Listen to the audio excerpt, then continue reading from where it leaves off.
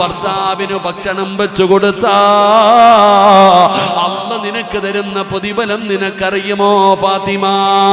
നബി തങ്ങൾ ചോദിക്കുകയാ, നിന്റെ ഭർത്താവിനും മക്കൾക്കും ഭക്ഷണം വെച്ചു കൊടുത്താൽ അല്ലാഹു നിനക്ക് തരുന്ന പ്രതിഫലം നിനക്കറിയുമോ?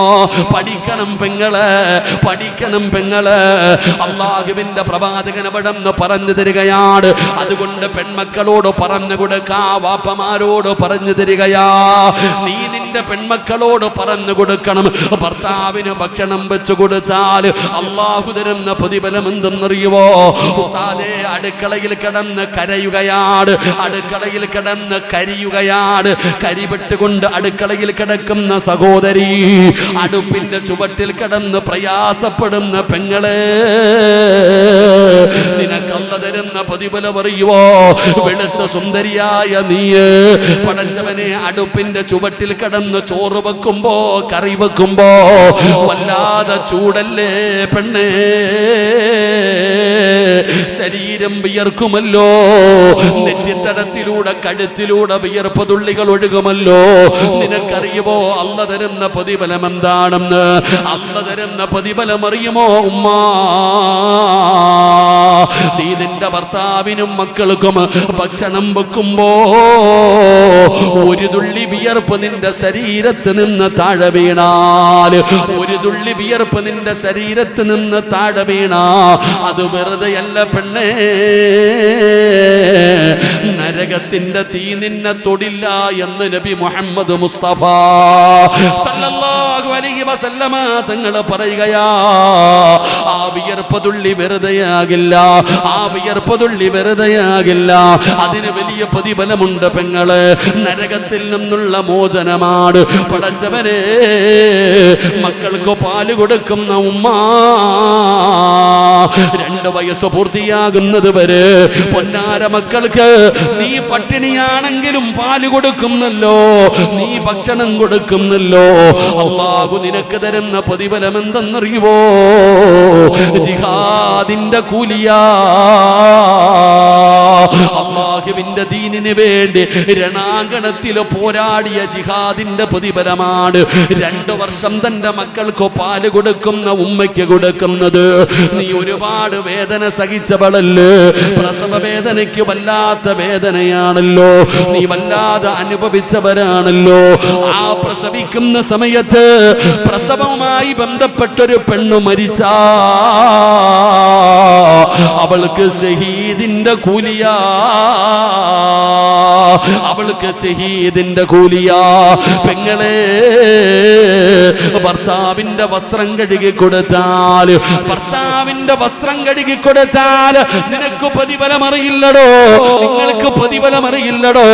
കുടുംബജീവിതം തല്ലി തകർക്കാനുള്ളതല്ല, അത് ഷോ കാണിക്കാനുള്ളതല്ല, അത് അഭിനയിക്കാനുള്ളതല്ല. എന്റെ പ്രിയപ്പെട്ടവരോട് പറയുകയാണ്, ഇന്ന് വയത് കഴിഞ്ഞ് ഇവിടുന്ന് പിരിഞ്ഞു പോകുമ്പോ നിന്റെ ഭാര്യ വയത് കേട്ടിട്ട് കടന്നു പോവുകയാണ്, ഭാര്യയും ഭർത്താവും കൂടെ വഴുതിന് വന്നോ. ഇന്ന് തിരിച്ചു പോകുമ്പോ നിന്റെ ഭാര്യയുടെ കയ്യിലൊന്ന് പിടിക്കാൻ പറ്റുമോ വാപ്പാ? ആ നാട്ടുകാരന്റെ ഭാര്യയല്ല, നീ മഹ്റ് കൊടുത്ത് വിവാഹം കഴിച്ച അല്ലാഹു നിനക്ക് ഹലാലാക്കി തന്ന ഭാര്യ, അല്ലാഹു നിനക്ക് ഹലാലാക്കി തന്ന ഭാര്യ. ആ ഭാര്യയുടെ കയ്യില് നാട്ടുകാര് കാണാനല്ല, നിങ്ങൾ സ്നേഹജോഡികളാണെന്ന് പറയാനല്ല, വഴുത് കഴിഞ്ഞിവിടന്ന് ഇറങ്ങിപ്പോകുന്ന പ്രായമുള്ള വാപ്പാ, പ്രായം ചെന്ന നിന്റെ ഭാര്യയുടെ കയ്യിലൊന്ന് പിടിച്ചാ കൈവിരലുകൾക്കിടയിലൂടെ, ആ 2 കൈവിരലുകൾക്കിടയിലൂടെ അല്ലാഹു നിന്റെ പാപം പുറത്തു തരുമെന്ന് നബി മുഹമ്മദ് മുസ്തഫ സല്ലല്ലാഹു അലൈഹി വസല്ലമ തങ്ങൾ പറയുകയാ. നിന്റെ പാപം പൊറുക്കും. ആ ഭാര്യയും ഭർത്താവും ചെയ്ത പാപം ആ കൈവിരലുകൾക്കിടയിലൂടെ അല്ലാഹു പുറത്തു കൊടുക്കുകയാണ്. ചിരിക്കാൻ പറ്റുമോ? സ്നേഹത്തോടെ നിന്റെ ഭാര്യയുടെ മുഖത്ത് നോക്കാൻ പറ്റുമോ? പെങ്ങളെ, നിന്റെ ഭർത്താവിന്റെ മുടിയൊക്കെ നരച്ചുപോയി, നിനക്ക് ഗ്ലാമർ കൂടുതലാണ്, നിന്റെ ഭർത്താവിന് ഗ്ലാമർ കുറവാണ്. ആ പാവപ്പെട്ടവന്റെ മുഖത്ത് മുഖത്ത് നോക്കിയിട്ട് നിനക്കൊന്ന് ചിരിക്കാൻ പറ്റുമോ? ഒന്ന് സന്തോഷത്തോടെ നോക്കാൻ പറ്റുമോ? വെറുതെയാകില്ല വാപ്പാ. നീ കണ്ടവന്റെ ഭാര്യയെ കണ്ട് ചിരിക്കുമല്ലോ, വല്ലവന്റെ ഭാര്യമാരെ നോക്കി ചിരിക്കുമല്ലോ, റോഡേ വരുന്നവനെയും പോകുന്നവനെയും നോക്കി ചിരിക്കുമല്ലോ. എങ്കിലും ചിരിക്കേണ്ടത് ഭാര്യയുടെ മുഖത്ത് നോക്കിയാ. ഏതെങ്കിലും ഒരു ഭർത്താവ് തന്റെ ഭാര്യയുടെ മുഖത്ത് നോക്കി ചിരിച്ചാ ആ പുഞ്ചിരി വെറുതെയാകില്ല, ആ പുഞ്ചിരി വെറുതെയാകില്ല. മരിച്ചു കിടക്കുമ്പോഴും നിന്റെ മുഖത്ത് കാണാം. എന്റെ പ്രിയപ്പെട്ട സഹോദരങ്ങളെ, നബിതങ്ങള് തന്റെ പൊന്നാര മകള് കൈ പൊട്ടിയിട്ട് കാണിച്ചിരിക്കുക. ഏത് പൊന്നുമോള്? ലോകത്ത് ഒരു വാപ്പയും ഇതുപോലെ മകളെ സ്നേഹിക്കൂല. ഇനി എത്ര വലിയ വാപ്പയാണെങ്കിലും നബി സല്ലല്ലാഹു അലൈഹി വസല്ലമ തങ്ങൾ ഫാത്തിമയെ സ്നേഹിച്ചതുപോലെ ഖിയാമത്ത് നാൾ വരെ ഒരു വാപ്പയും സ്നേഹിക്കൂല.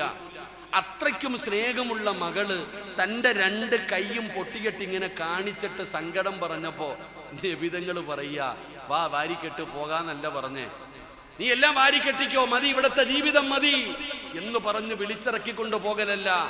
അള്ളാഹുവിന്റെ പ്രവാചകൻ സല്ലല്ലാഹു അലൈഹി വസല്ലമ തങ്ങൾ പറഞ്ഞു, മോളെ, ഭർത്താവിന് ഭക്ഷണം വെച്ചു കൊടുക്കുന്ന ഭാര്യയ്ക്ക് അള്ളാഹു കൊടുക്കുന്ന പ്രതിഫലം എന്താണെന്ന് നിനക്കറിയോ? ഭർത്താവിന് വസ്ത്രം കഴുകി കൊടുക്കുന്ന ഭാര്യ, ഭർത്താവിന്റെ മുഖത്ത് നോക്കി ചിരിക്കുന്ന ഭാര്യ, ഭാര്യയുടെ കയ്യിൽ പിടിക്കുന്ന ഭർത്താവ്. എൻ്റെ പ്രിയപ്പെട്ടവരെ, നബിതങ്ങൾ എണ്ണി എണ്ണി പറഞ്ഞു കൊടുത്തു ഒരു ഭാര്യയ്ക്ക് അള്ളാഹു കൊടുക്കുന്ന പ്രതിഫലം എന്താണെന്ന്. അള്ളാഹു നമുക്ക് ഈമാൻ നൽകുമാറാകട്ടെ. എടോ, നമ്മുടെ ഭാര്യയെ എന്ത് ചെയ്താലും അവൾക്ക് പ്രതിഫലമുണ്ട്. ചോറ് വെച്ചാലും ഭക്ഷണം വെച്ചാലും വീട് വൃത്തിയാക്കിയാലും, എൻ്റെ പ്രിയപ്പെട്ടവരെ, വീട് തൂത്ത് വൃത്തിയാക്കിയാലും തുണി കഴുകിയാലും എന്തു ചെയ്താലും അവർക്ക് പ്രതിഫലമുണ്ട്, വെറുതെയല്ല. എൻ്റെ സഹോദരിമാരോട് പറയുന്നു, നിനക്ക് സ്വർഗം കിട്ടാനുള്ള വഴിയാ, നിനക്ക് അള്ളാഹു സ്വർഗം തരാനുള്ള വഴിയാണ് ഈ അടുക്കളയിൽ കിടന്ന് നീ കഷ്ടപ്പെടുന്നത്. അത് വെറുതെയല്ല. ഭർത്താവിന്റെ തലയിൽ എണ്ണ തേച്ച് കൊടുക്കുന്ന ഒരു ഭാര്യയ്ക്ക് അള്ളാഹു കൊടുക്കുന്ന പ്രതിഫലം അറിയോ നിങ്ങൾക്ക്? ഭർത്താവിന്റെ തലയിൽ എണ്ണ തേച്ച് കൊടുക്കുന്ന ഭാര്യ, അതിനുണ്ടോ പ്രതിഫലം? അള്ളാഹു നമുക്ക് ഈമാൻ നൽകുമാറാകട്ടെ. ഉറക്കപ്പുറം അള്ളാഹു ഈമാൻ നൽകുമാറാകട്ടെ. നിങ്ങളുടെ ആരുടെയെങ്കിലും ഭാര്യമാര് നിങ്ങളുടെ തലയിൽ എണ്ണ തേച്ച് തരുമോ? അങ്ങനെ ഭാഗ്യം ചെന്ന് ഏതെങ്കിലും ഭർത്താവ് ഉണ്ടെങ്കിൽ ഒന്ന് കൈവക്കിക്ക്, ഒന്ന് പൊക്കടോ, എനിക്ക് കാണാനാ. അൽഹംദുലില്ലാ 4 പേരുണ്ട്. അള്ളാഹുവിന്റെ ജീവിതത്തിൽ ബർക്കത്ത് ചെയ്യുമാറാകട്ടെ. ഇത്ര വലിയ ഭാഗ്യമുള്ള ഭർത്താക്കന്മാർ ഇപ്പോഴും ഭാര്യമാര് തലയിൽ എണ്ണ തേച്ച് കൊടുക്കും. ഇതേപ്പോ നിങ്ങളൊക്കെ മിണ്ടാതിരിക്കുന്നത്? ഭർത്താവ് ഇപ്പോഴും ഭർത്താവിന്റെ തലയിൽ എണ്ണ തേച്ച് കൊടുക്കുന്നത് ആരാ? ഭാര്യ. പെണ്ണുങ്ങൾ പറയുന്നുണ്ട്, പടച്ചവനെ, ഇനി ആ കളവന്റെ തലയെ തേച്ചു കൊടുക്കാത്തതിന്റെ കുഴപ്പം കൂടെ ഉള്ളെന്ന്. അല്ലെങ്കിൽ അങ്ങാരിപ്പോ ഒന്നുകൂടെ കെട്ടാൻ നടക്കുക. അള്ളാഹു കാത്തിരക്ഷിക്കുമാറാകട്ടെ. ആമീൻ പറ. അള്ളാഹു കാത്തിരക്ഷിക്കുമാറാകട്ടെ. 1, 2, 3 ഇവിടെ അങ്ങനെ കെട്ടുപോപ്പോ? 1 കൂടുതൽ എന്താ അവസ്ഥ? നിങ്ങൾ ഈ നാട്ടുകാരനാ? കണ്ണൂരാൻ? 1 കൂടുതലൊക്കെ കെട്ടുന്ന ആൾക്കാരില്ലേ? കെട്ടണ്ടെന്നൊന്നും ഇല്ലടോ. ഞാന് ഈ അടുത്ത് അവരാരിക്കറിയാം, കുമ്പളിയിൽ ഞാനൊരു ആവശ്യവുമായി ബന്ധപ്പെട്ട് പോയപ്പോൾ ഒരു ഉസ്താദിനെ കണ്ടു. 4 പെണ്ണ് കെട്ടിയ മനുഷ്യനാണ്. ആ ഉസ്താദിന് 4 ഭാര്യമാരുണ്ട്. 3 പേരും ഒരു വീട്ടിലാണ് ജീവിക്കുന്നത്. 21 മക്കളുണ്ട്. അള്ളാഹു ബർക്കത്ത് ചെയ്യുമാറാകട്ടെ. നിങ്ങൾക്ക് എന്താ എത്ര സങ്കടം? അള്ളാഹു ബർക്കത്ത് ചെയ്യുമാറാകട്ടെ. എടോ, 4 ഭാര്യമാരും 21 മക്കളും. എന്ത് റാഹത്തായിട്ട് ആ മനുഷ്യൻ ജീവിക്കണമെന്നറിയും. അള്ളാഹു ഇവരാരിക്കറിയാം. ഞാനിപ്പം പൊളേൻ്റെ കാര്യമായിട്ട് പോയപ്പോൾ അള്ളാഹു ആഫിയത്തുള്ള ദീർഘായുസ് കൊടുക്കുമാറാകട്ടെ. ഒന്ന് ആമീൻ പറഞ്ഞങ്ങാതി. നീ എങ്ങനെ ആമീൻ പറയാനാ? നീ ഒന്നിനെയും കൊണ്ട് സക്കറാത്തിന്റെ വലിയ വലിക്കണേ. ആകെ ഉള്ള ഒരു ഭാര്യ. ഈ ഭാര്യയും കൊണ്ട് തന്നെ ഞാൻ പറയണില്ലടോ, നമ്മള് ഒരു പണക്കാരനായ ഒരാളുടെ വീട്ടിൽ ഭക്ഷണം കഴിക്കാൻ ഒരിക്കൽ പോയി.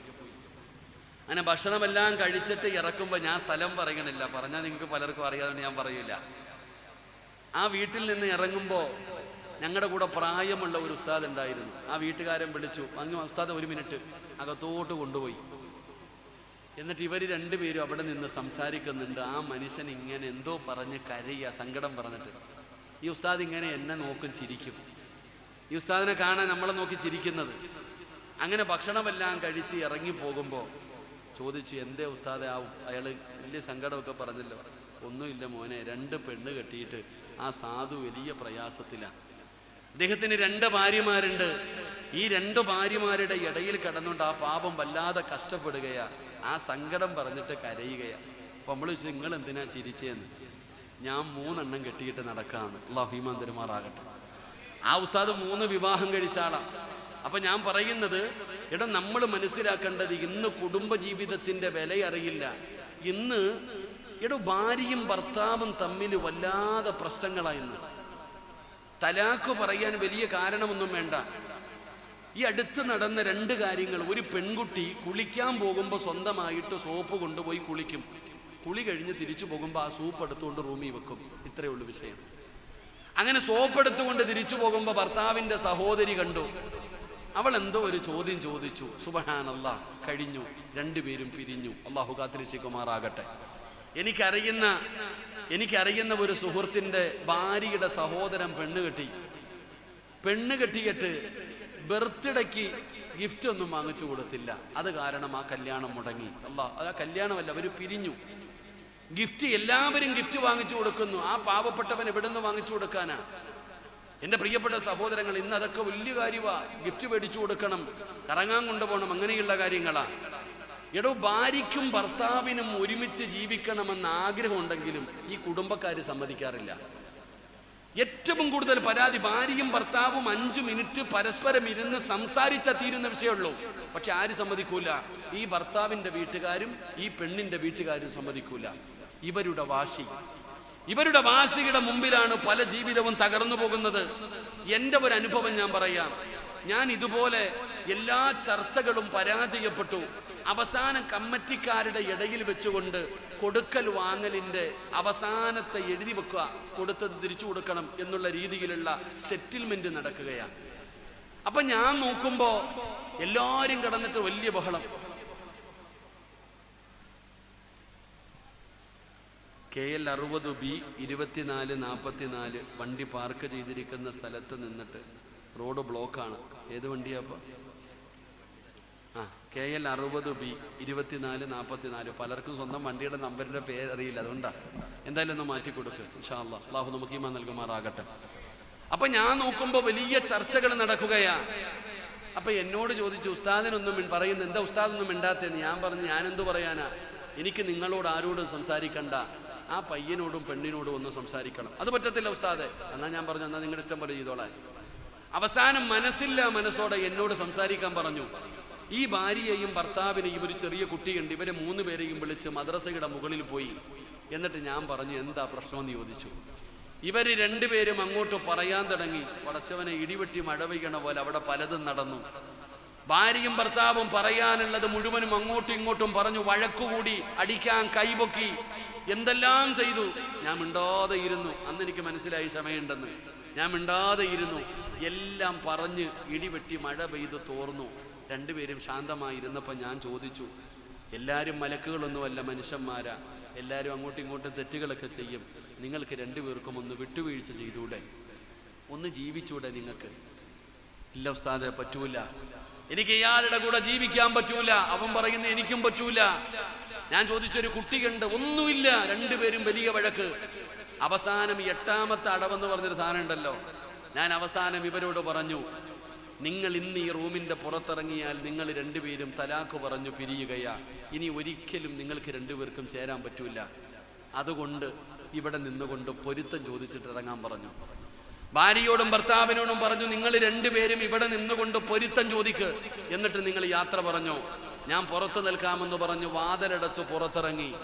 എൻ്റെ പ്രിയപ്പെട്ട സഹോദരങ്ങളെ, കുറച്ച് കഴിഞ്ഞ് കയറി വന്നപ്പോൾ 2 പേരും കെട്ടിപ്പിടിച്ച് ഇന്ന് കരഞ്ഞുകൊണ്ടിരിക്കുക. ഉസ്താദെ, ഞങ്ങൾക്ക് ജീവിക്കണം ഉസ്താദെ, ഞങ്ങൾക്ക് ജീവിക്കണം. ഞാൻ പറഞ്ഞു, നിങ്ങൾക്ക് ജീവിക്കണമെങ്കിൽ എവിടെയെങ്കിലും പോയി വാടകയ്ക്ക് വീടെടുത്തിട്ട് ജീവിച്ചോ. നിങ്ങളെ സമ്മതിക്കാത്തത് നിങ്ങളുടെ വീട്ടുകാരാ. ആ ഭാര്യയും ഭർത്താവ് ഇറങ്ങി അപ്പോഴേ പോയി ബൈക്ക് കൊടുത്തോണ്ട് അവര് പോയി. ഞാൻ താഴെ ചെല്ലുമ്പോഴും അവിടെ സെറ്റിൽമെന്റ് നടന്നുകൊണ്ടിരിക്കുക. അവരിതൊന്നും അറിഞ്ഞില്ല. എൻ്റെ പ്രിയപ്പെട്ടവരെ, ഞാൻ പറഞ്ഞത്, ഇന്നത്തെ വീടുകളിൽ നടക്കുന്ന പള്ളികളിലാണെങ്കിലും ഇന്ന് വാശി മാതാപിതാക്കൾക്കാ എന്ന് നിങ്ങൾ തിരുത്തി കൊടുക്കടോ. നിന്റെ മകളാണല്ലോ, ആ മകളോടും നിന്റെ മരുമകനോടും പറയാനുള്ള കാര്യം ക്ഷമയോടുകൂടി ഒന്ന് പറഞ്ഞു കൊടുക്ക്. അള്ളാഹുവിന്റെ പ്രവാചകന്റെ പൊന്നാര മകള് കൈപൊട്ടി കാണിച്ചിട്ട് പറയുന്നു, വാപ്പാ, എനിക്കൊരടിമയെ വേണം വാപ്പാ. പൊന്നാര ഭാരമകൾ നബി തങ്ങളോട് പറയുമ്പോൾ അള്ളാന്റെ റസൂല് പറഞ്ഞു കൊടുത്തു, ഫാത്തിമ നിനക്ക് ഞാനൊരു നന്മ പറഞ്ഞു തരട്ടെ, നിനക്ക് ഞാനൊരു നന്മ പറഞ്ഞു തരട്ടെ. നിന്റെ ദുനിയാവും ആഖിറവും രക്ഷപ്പെടുന്ന ഒരടിമയെ നിനക്ക് ലഭിക്കുന്നതിനേക്കാൾ നിനക്ക് പ്രയോജനം ചെയ്യുന്ന ഒരറിവ് ഞാൻ പറഞ്ഞു തരട്ടെയോ? അള്ളാഹുവിന്റെ പ്രവാചകന് പാതിരാത്രി ഉറങ്ങാൻ കിടന്ന മകളെയും മരുമകനെയും ഉറക്കപ്പായിൽ നിന്ന് വിളിച്ചുണർത്തിയിട്ട് അള്ളാന്റെ റസൂല് പറഞ്ഞു കൊടുത്ത അറിവേതാണെന്നറിയുവോ? പെങ്ങളെ പഠിക്കണം പൊന്നുമോള്. അള്ളാഹുവിന്റെ പ്രവാചകന് സ്വല്ലല്ലാഹു അലൈഹി വസല്ലമ തങ്ങള് അവിടെന്ന് പറഞ്ഞു, ഫാത്തിമ ഫാത്തിമ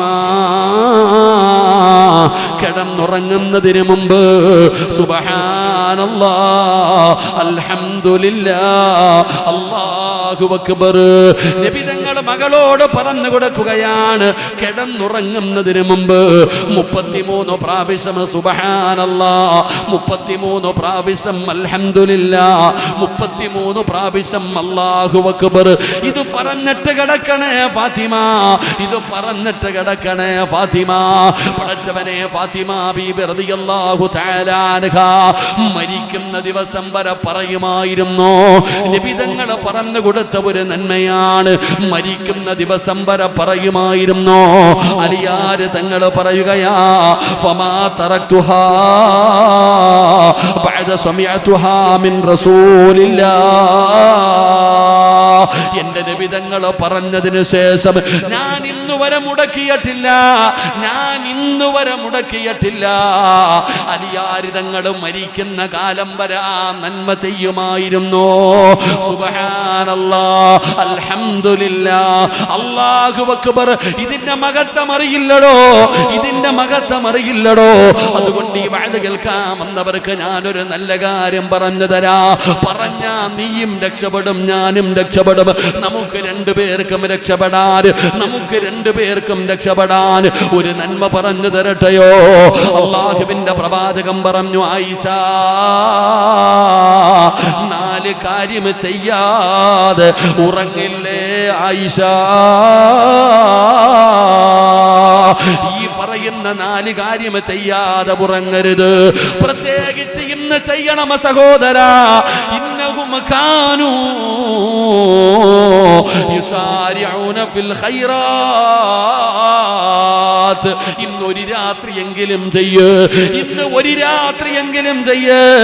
ഈ പറയുന്ന 4 കാര്യം ചെയ്യാതെ ഉറങ്ങല്ലേ ചെറുപ്പക്കാരാ, ഉറങ്ങല്ലേ പെങ്ങള്. വാപ്പാ ഒരു 5 നയാ പൈസയുടെ ചെലവില്ല, ഒരു കഷ്ടപ്പാടില്ല. 5 മിനിറ്റ് മതി, അല്ലെങ്കിൽ 10 മിനിറ്റ് മതി. നീ കിടക്കാൻ വേണ്ടി കിടപ്പറയിൽ ചേറി ചെന്നിട്ട് ആ കട്ടിലിന്റെ മുകളിൽ ഇരുന്നിട്ട് ചെയ്യാൻ പറ്റുന്ന 4 കാര്യം ഇത് ചെയ്യാതെ ഉറങ്ങല്ലേ എന്ന് ആദരവായ പ്രവാചകൻ നബി മുഹമ്മദ് മുസ്തഫ സല്ലല്ലാഹു അലൈഹി വസല്ലമ തങ്ങൾ പറയുന്നു, ഈ 4 കാര്യം ചെയ്തിട്ട് നിങ്ങൾ ഇന്ന് കിടന്നുറങ്ങാവൂ. നാളെ ചെയ്തില്ലെങ്കിലും ഇന്ന് ഒരു ദിവസമെങ്കിലും നിങ്ങൾ ചെയ്യണം. അല്ലാഹു ഭാഗ്യം തരുമാറാകട്ടെ. ഉറക്കപ്പറ, അല്ലാഹു ഭാഗ്യം തരുമാറാകട്ടെ. പക്ഷെ അത് ചെയ്തൂടെ? ചെയ്തൂടെ? ഉറക്കെ പറയടോ, ചെയ്തൂടെ? അല്ലാഹുവേ, ആരെല്ലാം ഈ സദസ്സിൽ ഇരുന്നു കൊണ്ട് ചെയ്യാമെന്ന് നിയത്ത് ചെയ്യുന്നുണ്ടോ അവർക്ക് നീ നല്ല മരണം കൊടുക്കണേ അല്ലാ. ഷഹീദിന്റെ കൂലി കിട്ടുന്ന മരണം കൊടുക്കണേ അല്ലാ. വെള്ളിയാഴ്ച രാവിലോ പകലിലോ ഷഹീദിനെ പോലെ മരിക്കാനുള്ള ഭാഗ്യം കൊടുക്കണേ പടച്ചോനെ.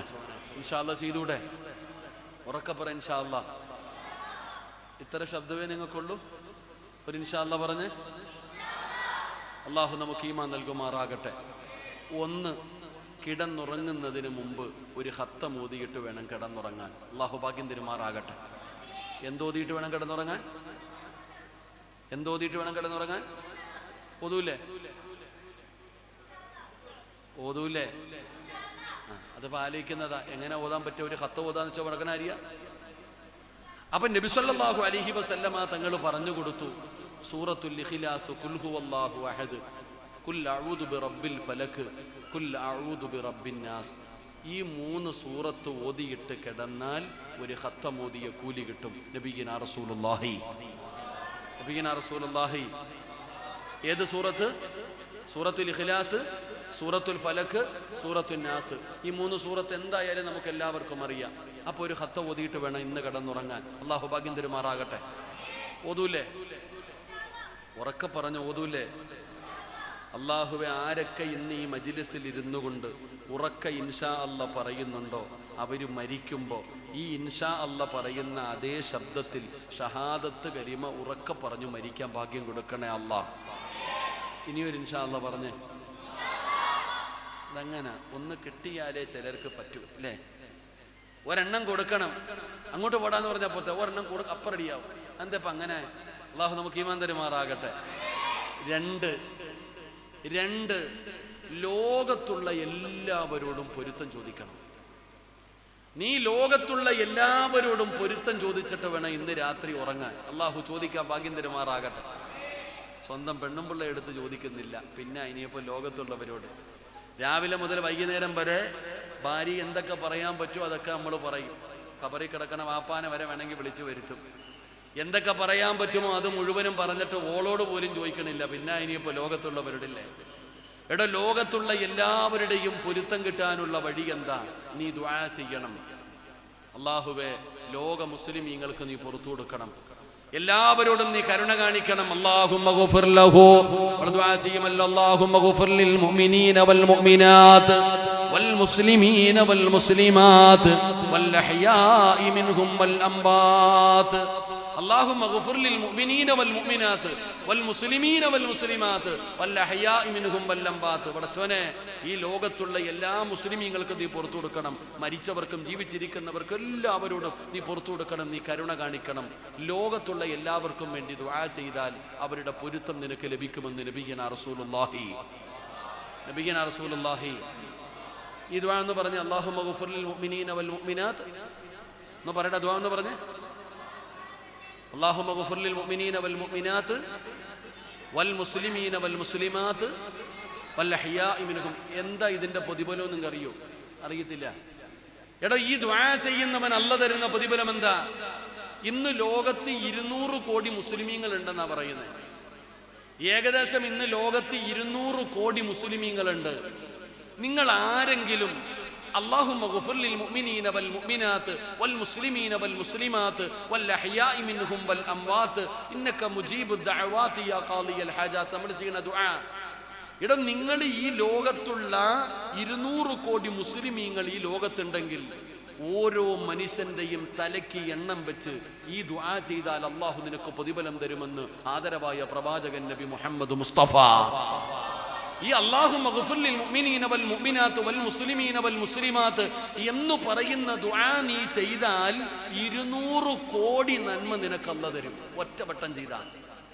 നീ ഒരു വട്ടം ഈ ദുആ ചെയ്താൽ നബി ഉമാമത്ത് അൽ ബാഹ്രി റളിയല്ലാഹു തആല അൻഹു അവിടുന്ന് നിവേദനം ചെയ്യുന്ന ഹദീസിൽ കാണാം, ഒരു വട്ടം നിങ്ങൾ ആരെങ്കിലും ഈ ലോകത്തുള്ള മുസ്ലിമീങ്ങൾക്ക് വേണ്ടി നിങ്ങൾ ദുആ ചെയ്താൽ ലോകത്ത് എത്ര മുസ്ലിം ഉണ്ടോ 200 കോടിയെങ്കിൽ 200 കോടി നന്മ കിട്ടും ഈ ഒറ്റ ദുആ ചെയ്താൽ. അള്ളാഹു നമുക്ക് ചെയ്യാൻ ഭാഗ്യം തരുമാറാകട്ടെ. അള്ളാഹു ചെയ്യാൻ ഭാഗ്യം തരുമാറാകട്ടെ. 3 നബിതങ്ങൾ പറയുകയാ, നീ പ്രവാചകന്മാരോട് ശഫാഅത്ത് ചോദിച്ചിട്ട് വേണം ഉറങ്ങാൻ. എല്ലാ പ്രവാചകന്മാരോടും നാളെ പരലോകത്ത് വെച്ച് കാണുമ്പോ എന്നെ കൂടെ സ്വർഗത്തിലേക്ക് കൊണ്ടുപോകണേ എന്ന് നീ ചോദിക്കണം നബിയേ.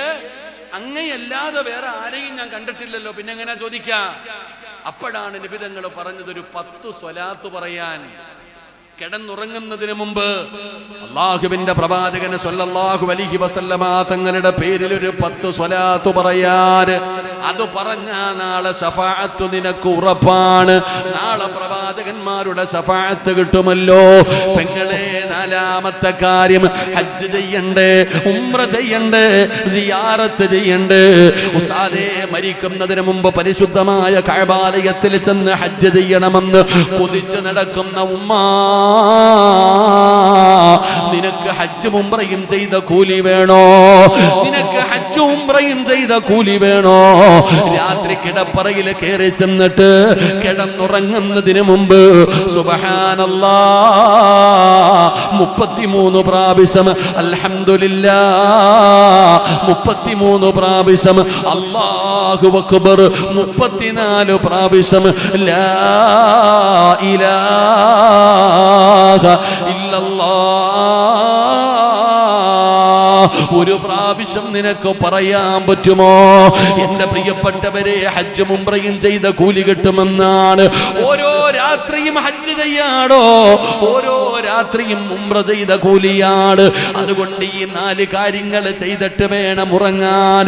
അല്ലാഹുവേ, പാതിരാത്രി നബിതങ്ങൾ തന്റെ മകളോടും മരുമകനോടും ഈ നന്മ പറഞ്ഞു കൊടുത്തപ്പോ അവര് രണ്ടുപേരും മരിക്കുന്ന കാലം വരെ മുടക്കിയിട്ടില്ല. അതുകൊണ്ട് ഈ മക്കാമിൽ കിടക്കുന്ന മഹാന്റെ ഉറൂസാണ്.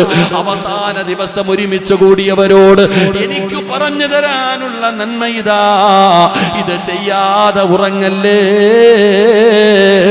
ഇത് ചെയ്താ, ഈ നന്മ നിങ്ങൾ ചെയ്താ, ഇന്നകും കാനൂ യുസാരിഊന ഫിൽ ഖൈറാത്ത്. നിങ്ങൾക്ക് ആ സ്വർഗമുണ്ട്. അല്ലാഹുവിന്റെ സ്വർഗത്തിലെ 100ാമത്തെ പദവിയായ ജന്നാത്തുൽ ഫിർദൗസ് എന്ന് പറയുന്ന സ്വർഗത്തിലേക്ക് കടന്നു പോകാൻ നിനക്ക് ചാൻസ് ഉണ്ട് സഹോദരാ. വിശദീകരിക്കുന്നില്ല. രണ്ടാമത്തെ നന്മ ഏതെന്നറിയുവോ?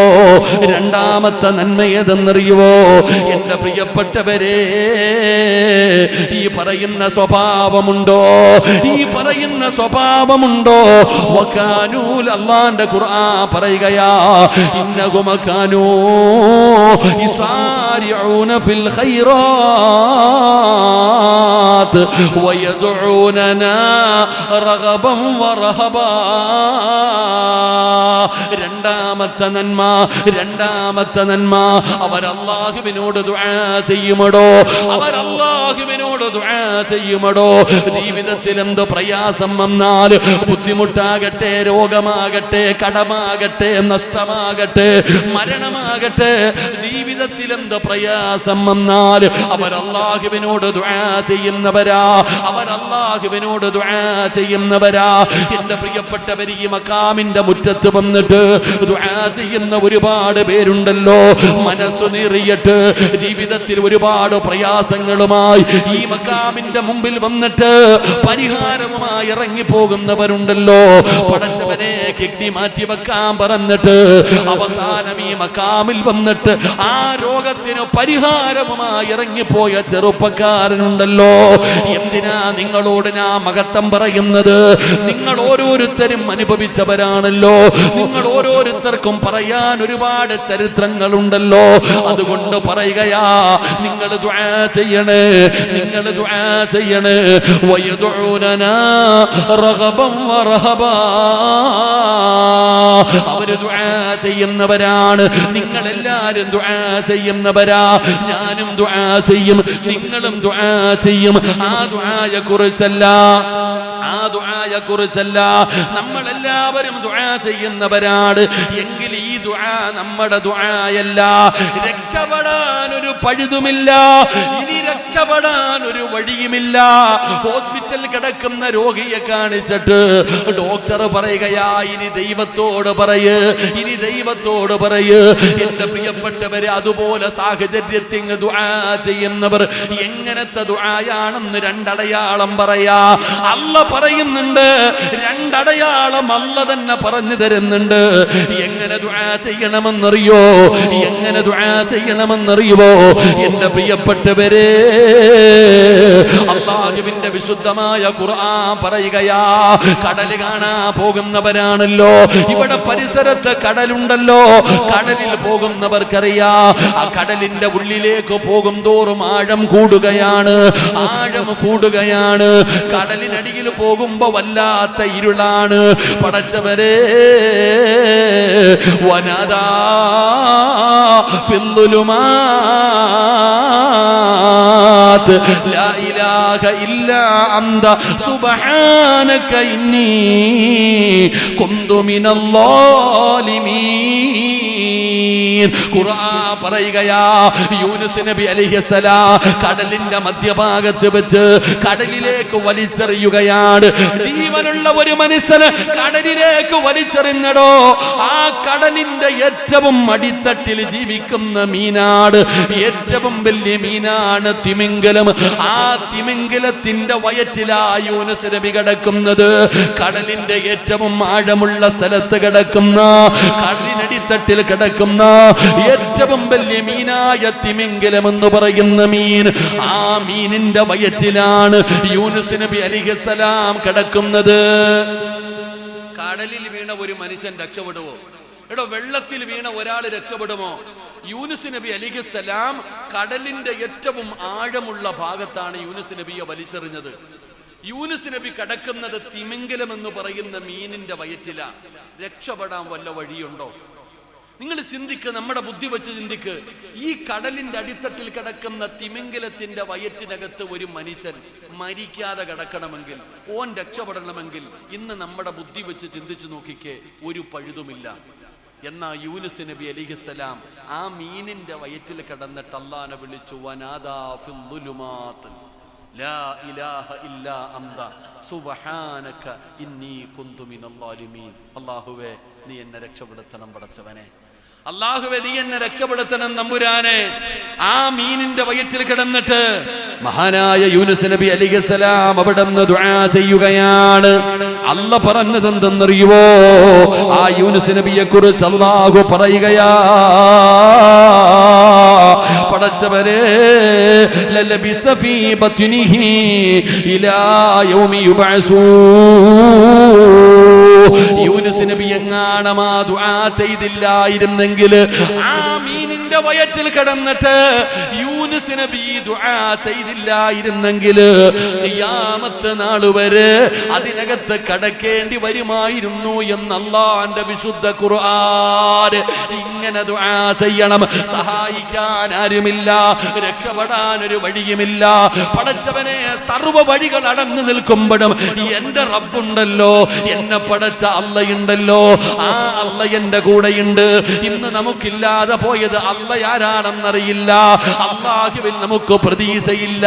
നമുക്ക് നിരാശയാടോ, നമുക്ക് നിരാശയാടോ. ഇനി മരുന്ന് കഴിച്ചിട്ട് കാര്യമില്ല എന്ന് പറഞ്ഞുകൊണ്ട് തെള്ളുകയാണ്. മക്കളില്ലാത്തവരുണ്ടല്ലോ, എന്തേ മക്കളുണ്ടാകാത്തത്? എന്തേ നിനക്കോ മക്കളുണ്ടാകാത്തത്? ഈ മക്കാമിന്റെ മുമ്പിൽ വെച്ചൊരു സഹോദരൻ പറഞ്ഞു, ഉസ്താദ്, എന്റെ മകൾക്ക് മക്കളില്ല, ദുആ ചെയ്യണേ. ഒരു ചെറുപ്പക്കാരൻ പറഞ്ഞു, 9 കൊല്ലമായി മക്കളില്ലെന്ന്. മക്കളുണ്ടാകാത്തതിന്റെ കാരണം നിനക്ക് പ്രതീക്ഷയില്ല സഹോദരാ, നീ നിരാശയാടാ. നീ പറയുന്നത് നിന്റെ അല്ലാഹുവിന് കഴിയില്ലെന്നാണ്. പിന്നെങ്ങനെ അല്ല നിനക്ക് മക്കളെ തരുന്നത്? നിന്റെ അല്ലാഹ് ആരാണെന്നറിയോ? എങ്ങനെ ദുആ ചെയ്യണമെന്നറിയുവോ? എങ്ങനെയാണ് ദുആ ചെയ്യേണ്ടതെന്നറിയുവോ? മക്കളില്ലാതെ സങ്കടപ്പെടുന്നവരോട്, പ്രയാസപ്പെടുന്നവരോട് പറയുകയാണ്, എങ്ങനെയാണ് ദുആ ചെയ്യേണ്ടതെന്നറിയുവോ? അല്ലാഹുവേ, ബൈത്തുൽ മുഖദ്ദസ് എന്ന് പറയുന്ന പള്ളിയുണ്ടല്ലോ, ഫലസ്തീനിലെ ബൈത്തുൽ മുഖദ്ദസ് എന്ന് പറയുന്ന പള്ളിയുണ്ടല്ലോ, ആ പള്ളിയുടെ മിഹ്റാബിനകത്ത് മറിയം എന്ന് പറയുന്ന ഒരു പെൺകുട്ടി വളരുകയാ. ഈസാ നബിയുടെ ഉമ്മയായ മറിയം ബീബി തന്റെ മാതാവ് നേർച്ച ചെയ്തതാണ്. സക്കരിയ നബിയാണ് ഫാദാ മറിയമിനെ വളർത്തുന്നത്. അങ്ങനെ മറിയം എന്ന് പറയുന്ന ചെറിയ പെൺകുട്ടി പള്ളിയുടെ മിഹ്റാബിനകത്ത് ജീവിക്കുകയാ. ഒരു ദിവസം സക്കരിയ നബി അലൈഹിസ്സലാം മറിയമിന്റെ മിഹ്റാബിലേക്ക് കടന്നു ചെല്ലുമ്പോ മറിയം പഴം കഴിക്കുകയാ. മറിയമിന്റെ മുമ്പിൽ പഴമിരിക്കുകയാണ്. സക്കരിയ നബി ചിന്തിച്ചു, അല്ലാ, ഈ പഴം എവിടെ നിന്നാണ് തമ്പുരാന്?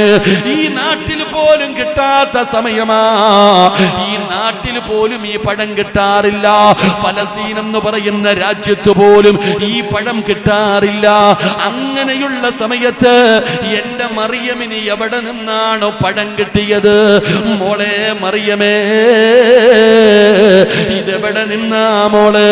ഇതെവിടെ നിന്നാ മോള്? ഖാലത്തു ഹുവ മിൻ ഇൻദില്ലാ.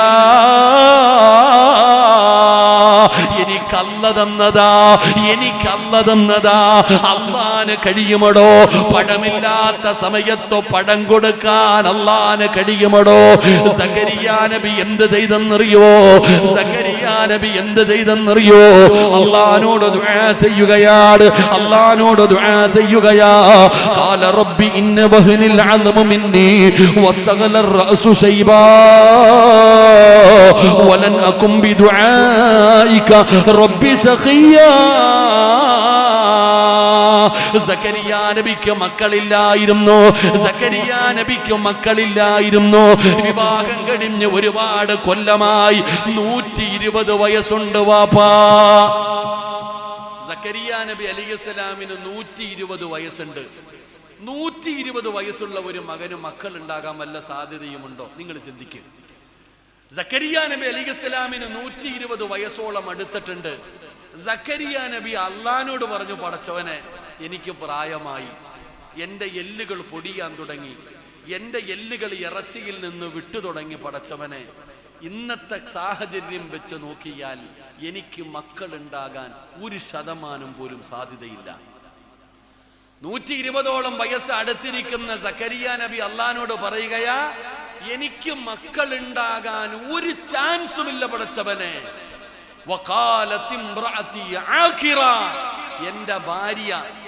എന്റെ ഭാര്യയ്ക്കും പ്രായമായി പടച്ചവനെ എന്ന് പറഞ്ഞാൽ, അല്ലാഹുവേ, സക്കരിയാ നബിയുടെ ഭാര്യയുടെ മെൻസസ് പോലും നിലച്ചു. 45ഉം 50ഉം 55ഉം 60ഉം വയസ്സായാൽ ഒരു പെണ്ണിന്റെ മെൻസസ് നിലയ്ക്കുമല്ലോ. മെൻസസ് നിലച്ച പെണ്ണിന് മക്കൾ ഉണ്ടാകില്ല എന്നല്ലേ ഡോക്ടർമാർ പറയുന്നത്, അല്ലേ? എൻ്റെ പ്രിയപ്പെട്ട സഹോദരങ്ങളെ, 120 വയസ്സുള്ള സക്കരിയാ നബി തൻ്റെ ഭാര്യയുടെ മെൻസസ് പോലും നിലച്ചു വൃദ്ധയായി. സക്കരിയാ നബി വീട്ടിൽ ചെന്നിട്ട് പറഞ്ഞു, പെണ്ണെ നീ പ്രസവിക്കുന്നു, ഈ കിളവിയായ ഞാനോ? ഇങ്ങനെ ചോദിച്ചു എന്നാ. എൻ്റെ പ്രിയപ്പെട്ട സഹോദരങ്ങളെ, നമ്മൾ മനസ്സിലാക്കേണ്ടത്, ആരാ പറഞ്ഞ 35 40 45 പ്രസവിക്കത്തില്ല എന്ന് നിന്നോട് ആരാ പറഞ്ഞേ? ഈ ഡോക്ടർമാര് പലതും പറയൂടോ. കണ്ട മരുന്ന് മുഴുവനും വാങ്ങിച്ചു തിന്നിട്ട് നീ നിന്റെ ആരോഗ്യം കളയുന്ന എന്തിനാ? നിനക്ക് പ്രതീക്ഷയില്ല, നിനക്ക് നിരാശ, ഇനി ഉണ്ടാകത്തില്ലെന്ന് നീ എഴുതിത്തള്ളി. ഡോക്ടറാ നിന്റെ അല്ലാ. ഓൻ പറഞ്ഞു എനിക്കുണ്ടാകാൻ ചാൻസ് ഇല്ലെന്ന്. അള്ളാഹു നമ്മളെ കാത്തിരക്ഷിക്കുമാറാകട്ടെ. പക്ഷെ സക്കരിയാ നബിക്ക് വിശ്വാസമുണ്ടായിരുന്നു വാപ്പ. 120ാമത്തെ വയസ്സിലും സക്കരിയാ നബി അള്ളാനോട് പറഞ്ഞു, പടച്ചവനെ, നിനക്ക് കഴിവുണ്ട് എനിക്ക് മക്കളെ തരാൻ. ആരെന്ത് വേണമെങ്കിലും പറയട്ടെ, പടച്ചവന് നിനക്ക് കഴിയും, എനിക്കൊരു മകനെ തരാൻ നിനക്ക് കഴിയും, നീ എനിക്കൊരു മകനെ തരണം തമ്പുരാനെ. സക്കരിയാ നബി ദുആ ചെയ്തു, അള്ളാഹു കൊടുത്തു യഹ്യ എന്ന് പറയുന്ന ഒരു പൊന്നുമോനെ. അള്ളാഹു നമുക്ക് ഈമാൻ നൽകുമാറാകട്ടെ, അള്ളാഹ് ഈമാൻ നൽകുമാറാകട്ടെ. ഇങ്ങനെ ദുആ ചെയ്യുന്നവർക്ക് ആ സ്വർഗം. അല്ലാതെ ചുമ്മാതെ ആമീൻ ആമീൻ ആമീൻ ഉസ്താദ് ദുആ ചെയ്യും, നീ സദ്യ ഉണ്ണാനിരിക്കുന്ന പോലെ ഇരുന്ന് ആമീൻ ആമീൻ. ഈ ആമീൻ ആർക്ക് വേണം ചങ്ങാതി? അല്ലാഹ് ഈമാൻ തരുമാറാകട്ടെ. നിന്റെ ആമീൻ ആർക്ക് വേണം? എടാ, നിനക്ക് തന്നെ അറിയാം നീ ചോദിച്ചിട്ട് കാര്യമില്ലെന്ന്. എടാ, നിനക്ക് തന്നെ അറിയാം ഞാൻ ദുആ ചെയ്താൽ അല്ലാഹു സ്വീകരിക്കില്ല എന്ന് നിനക്ക് ഉറപ്പാ. കാരണം നീ തിന്നിരിക്കുന്നത് മുഴുവൻ ഹറാമാ. നിന്റെ ശരീരത്തുകൂടെ ഒഴുകുന്ന രക്തം ഹറാം, നീ ധരിച്ചിരിക്കുന്നത് ഹറാം. പിന്നെ എങ്ങനെ നിന്റെ ദുആ സ്വീകരിക്കും? നിനക്ക് തന്നെ അറിയാം. പലരും ഞങ്ങളോട് പറയാറുണ്ട്, ഉസ്താദേ ദുആ ചെയ്യണം. അബ്രാരിയോടൊക്കെ പലപ്പോഴും പറയാറുണ്ട് ദുആ ചെയ്യാൻ. എന്നിട്ട് പറയാറുണ്ട്, ഞങ്ങൾ ദുആ ചെയ്താൽ അള്ളാഹു സ്വീകരിക്കില്ല. അപ്പൊ നിനക്ക് തന്നെ അറിയാം. എടോ, ഞാൻ പറഞ്ഞത് അള്ളാഹുവിൽ നീ പ്രതീക്ഷ വെക്ക്, നീ പടച്ചവനിൽ പ്രതീക്ഷ വെക്ക്. അള്ളാഹുവിൽ പ്രതീക്ഷ വെച്ചുകൊണ്ട് നീ ആത്മാർത്ഥമായി ദുആ ചെയ്യ്, ഉറപ്പായിട്ടും അള്ളാഹു നിനക്ക് തരും. അള്ളാഹു നമുക്ക് ഈമാൻ നൽകുമാറാകട്ടെ. ഉറക്കപ്പറ അള്ളാഹു ഈമാൻ നൽകുമാറാകട്ടെ, അള്ളാഹു ഈമാൻ നൽകുമാറാകട്ടെ. മഹാനായ ഹസൻ ബസ്രി റളിയല്ലാഹു തആല അൻഹു കുട്ടികൾക്ക് പാഠമെടുത്തുകൊണ്ടിരിക്കുമ്പോൾ, ഇപ്പൊ ഈ സദസ്സിലിരിക്കുന്ന പലരുടെയും പ്രയാസം എന്താ? കച്ചവടമില്ല. ഉസ്താദ് ബിസിനസ് ഒക്കെ ആകെ തകർന്ന് തരിപ്പണമായി വലിയ പ്രയാസത്തില. അള്ളാഹു എല്ലാവരുടെയും ജീവിത മാർഗത്തിൽ ബർക്കത്ത് ചെയ്യുമാറാകട്ടെ, അള്ളാഹു ബർക്കത്ത് ചെയ്യുമാറാകട്ടെ. നല്ല ജീവിതം വേണോ? മഹാനായ ഹസൻ ബസ്രി തങ്ങളുടെ മുമ്പിൽ ഒരാൾ വന്നിട്ട് പറഞ്ഞു, തങ്ങളെ വെള്ളമില്ല, വലിയ ക്ഷാമം, മഴയൊന്നുമില്ല, ദുആ ചെയ്യണം. ഹസൻ ബസ്രി തങ്ങൾ പറഞ്ഞു അത്രേ, അസ്തഗ്ഫിറുല്ലാഹ് പറയാൻ. ഇത് പോയി. രണ്ടാമതൊരാൾ വന്നിട്ട് പറഞ്ഞു, കച്ചവടം മുഴുവനും പ്രയാസത്തില, കടയും തുറന്നു വെച്ച് ചുമ്മാതിരിക്കുക. അപ്പൊ പറഞ്ഞു അസ്തഗ്ഫിറുല്ലാഹ് പറയാൻ. കടയിൽ മൊബൈലിൽ കുത്തിക്കൊണ്ടിരിക്കുമല്ലോ, ഈച്ച അടിച്ചുകൊണ്ട് ഇങ്ങനെ ഇരിക്കും. അന്യവന്റെ കടയെ നോക്കിയിട്ട് അവന് മാത്രം കച്ചവടം, പടച്ചവൻ ഇവിടെ ആരും കയറുന്നില്ലല്ലോ, അല്ലാ ഇവൻ എന്നെത്തിയും കാനയിലാകുമല്ലോ. നമ്മുടെ ചിന്ത ഏതാ? എടാ നീ അവിടെ ഇരുന്ന് അസ്തഗ്ഫിറുല്ലാ പറ. മഹാനവറുകൾ പറഞ്ഞു, നിനക്ക് കച്ചവടമില്ലേ, ബറക്കത്ത് വേണം, നീ അസ്തഗ്ഫിറുല്ലാ പറ. മൂന്നാമതൊരാൾ വന്നിട്ട് പറഞ്ഞു, കല്യാണം കഴിഞ്ഞ് കൊല്ലങ്ങളായി ഞങ്ങളെ മക്കളില്ല, അസ്തഗ്ഫിറുല്ലാ പറഞ്ഞാൽ മതി, മക്കളെ കിട്ടും. 3 പേർക്കും ഒരേ മരുന്ന്. അപ്പൊ ശിഷ്യന്മാർ ഉസ്താദിനോട് ചോദിച്ചു, ഇതെന്തേപ്പാ എല്ലാവർക്കും ഒരു മരുന്ന് തന്നെ? വെള്ളം കിട്ടാനും അസ്തഗ്ഫിറുല്ലാ, കച്ചവടത്തിൽ ബറക്കത്തുണ്ടാകാനും അസ്തഗ്ഫിറുല്ലാ, മക്കളില്ലാത്തവനും അസ്തഗ്ഫിറുല്ലാ, ഇതെന്താന്ന്? അപ്പോഴാ പറയുന്നത്, فقلت استغفروا ربكم إنه كان غفارا يرسل السماء عليكم مدرارا ويمددكم بأموال وبنين ويجعل لكم جنات ويجعل لكم أنهارا. ഇത് അല്ലാഹ് പറഞ്ഞ മരുന്നാണ്, ഇത് ഞാൻ പറഞ്ഞതല്ല. ഇത് അല്ലാഹ് പറഞ്ഞ മരുന്നാണ്. പരിശുദ്ധമായ ഖുർആനാണോ പറയുന്നത്?